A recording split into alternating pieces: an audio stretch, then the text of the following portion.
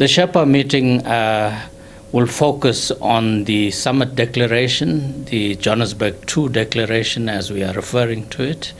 And we have started negotiating the declaration already. Last week we've had 2 virtual sessions. The declaration is the major outcome document of the summit. It's a declaration of the leaders that will be adopted at the summit on the 23rd of August. The declaration focuses on all areas of BRICS cooperation, and BRICS cooperation is centered around 3 pillars. It focuses on the political and security situation, the economic and financial, and then the people-to-people and social dimensions.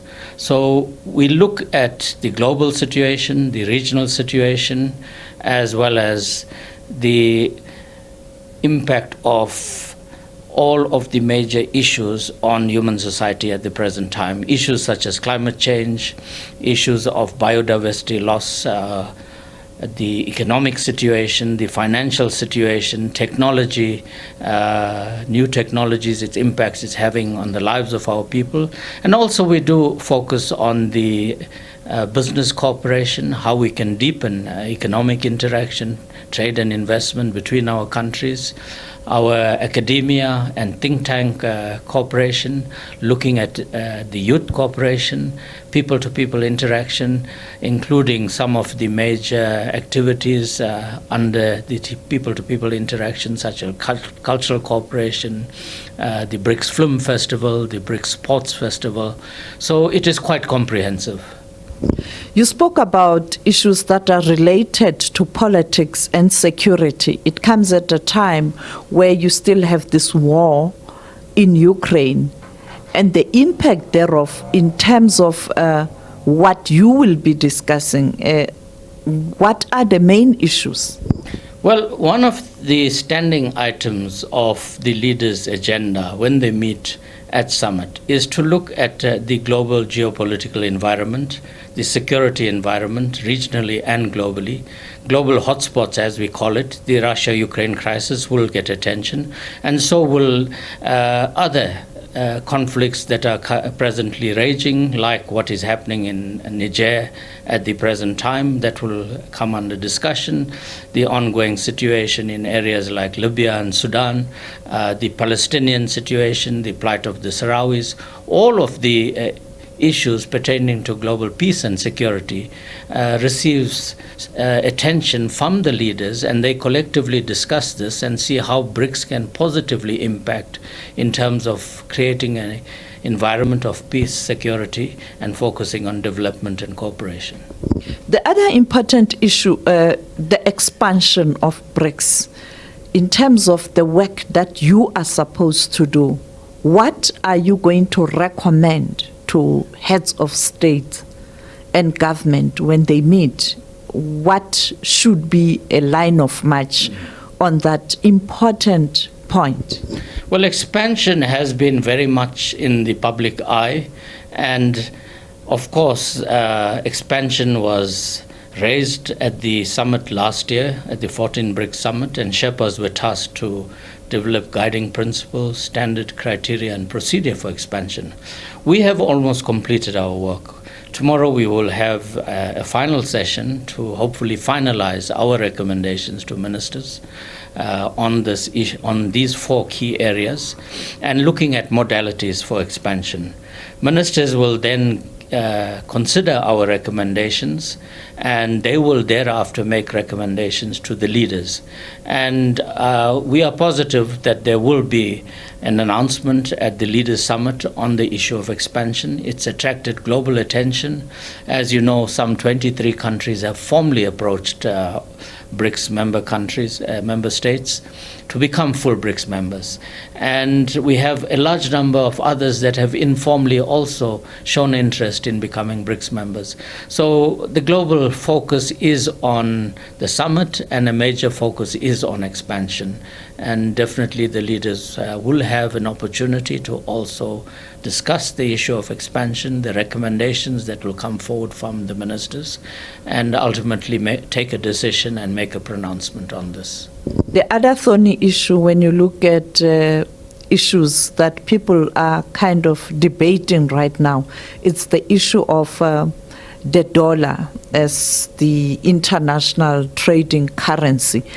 Some people are saying the discussions are around BRICS currency. Others are saying no, it's about how you use the national currencies of member countries for trade rather than using a dollar. What is the real discussion?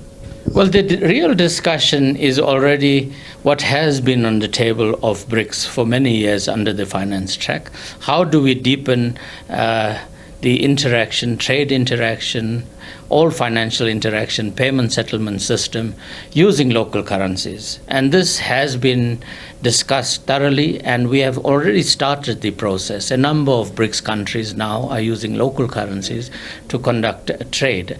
I think as you see the rise of the Global South, countries of the Global South want greater freedom and independence in terms of the financial models they utilize in terms of the trade, in terms of payment settlement, and how they conduct their international engagements.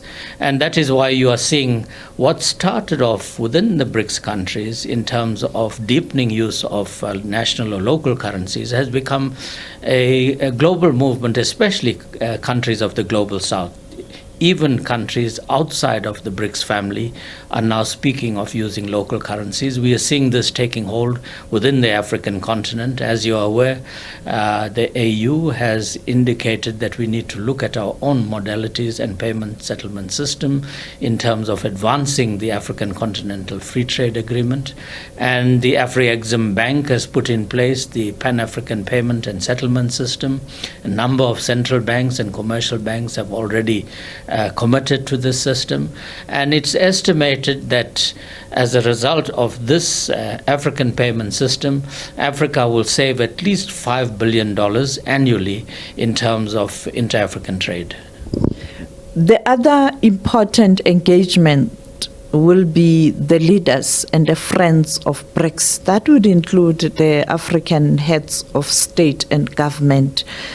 What's on the agenda for the Friends of BRICS? Well, the traditional outreach, as we call it, the Africa outreach and the BRICS Plus dialogue, will take place on the 24th. It's a summit meeting, also at the level of heads of state, where BRICS leaders will have an opportunity to interact with leaders from the Global South. This is an established tradition. It has been part of the BRICS architecture around summits since 2013. It was South Africa that first introduced this outreach engagement with the Global South community when we hosted in 2013. This time around, President Ramaphosa has invited all of the African heads of state, heads of government, as well as the leaders from the Global South. So in total, about 70 invitations have gone out, and thus far we have over 50 confirmation.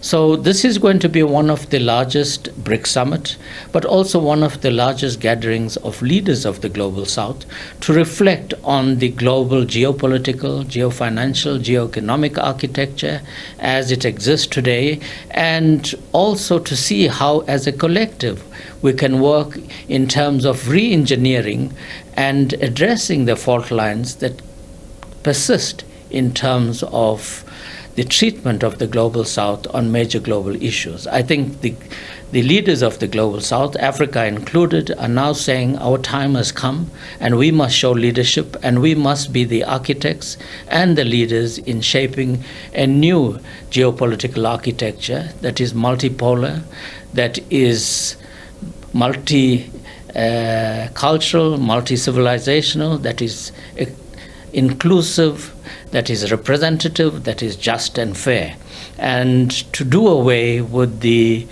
polarized world that we currently live in, and to see how we can work together, not just as a Global South. BRICS is open to dialoguing and working with all who seek to build a better world society, an inclusive world society, where no one is marginalized, where there are no outliers, but where all of us collectively determine what shape we want this new world order to be.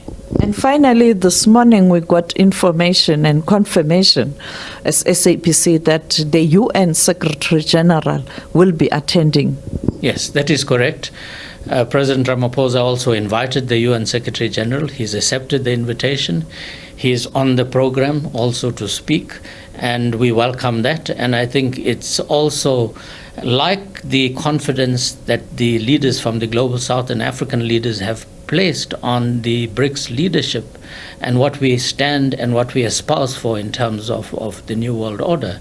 The fact that the UN Secretary General is going to be present here, I think that also demonstrates that he takes this meeting very seriously, and he also sees it as an opportunity to interact with leaders of the Global South. Not long ago, he was at the G7 summit in Japan, and at that summit, he stated that countries of the Global North must do much more to address the frustrations of countries of the Global South.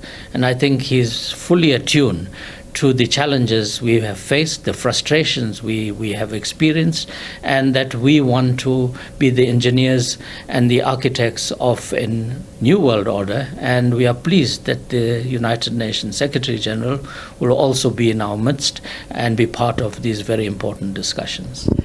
A disappointment for some in relation to the leader of the Russian Federation. We know that he is going to participate virtually.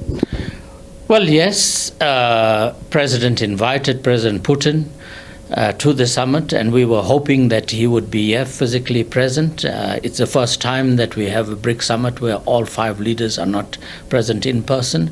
But as you know, we have had challenges because of the ICC warrant. But I think our president has been brilliant in the way he's handled this in a very diplomatic manner. And I think it also shows the maturity of the BRICS leadership, that they understood the difficulties and they looked at the bigger picture in terms of ensuring that we have a successful summit. And we are very pleased that President Putin will participate virtually and be part of the summit.